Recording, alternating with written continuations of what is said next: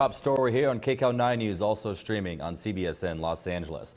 All right, so strong winds, they continue to impact people's weekends all across Southern California, from dangerous to inconvenience. Trees coming down and tens of thousands dealing with power outages and issues. One city was hit especially hard. We have team coverage tonight, beginning with KCAL 9's Laurie Perez live in Claremont with the damage there, Laurie.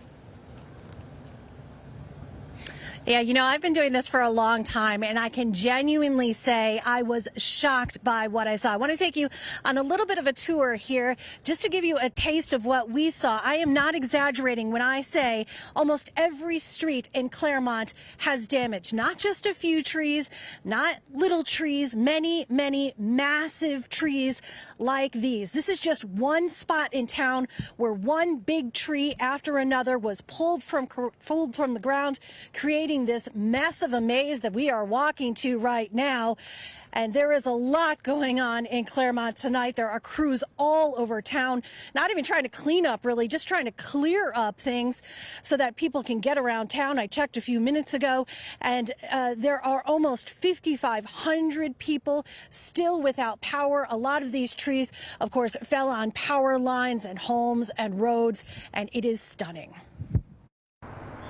Everywhere. I mean, we have a huge pine one down the street here, and a palm tree came down over here. In neighborhood after neighborhood, on street after street, powerful winds. We had gusts like 80 miles an hour. Left Claremont littered with trees onto homes and businesses, on top of cars, some direct hits, and many, many near misses, causing just enough damage to hurt.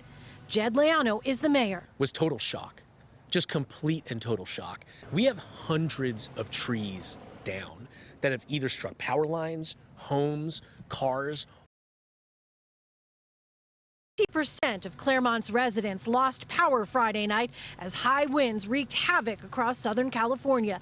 City crews have been working non-stop, working to clear what they can as neighbors swap stories of never-before-seen gusts. No, in fact, I've been living in Claremont for probably over 30 years, and we've never experienced winds like this. No, we never get wind around here. From our living room, we could see the next door neighbors. They had a tree in the backyard, and it hit in the highline wires.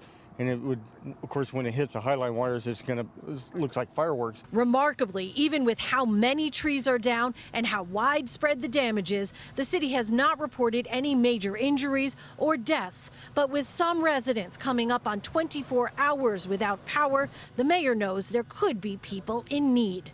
If you know vulnerable residents in the city, please call dispatch. Please call our dispatch line. We have resources at our disposal to make sure that everybody, even those without power, have access to water, food, and light sources if they need them.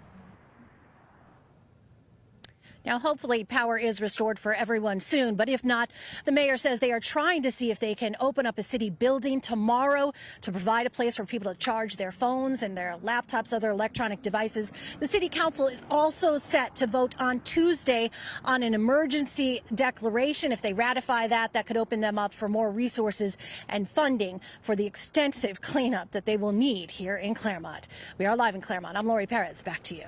Wow, the power of Mother Nature. All right, thank you so much, Laurie.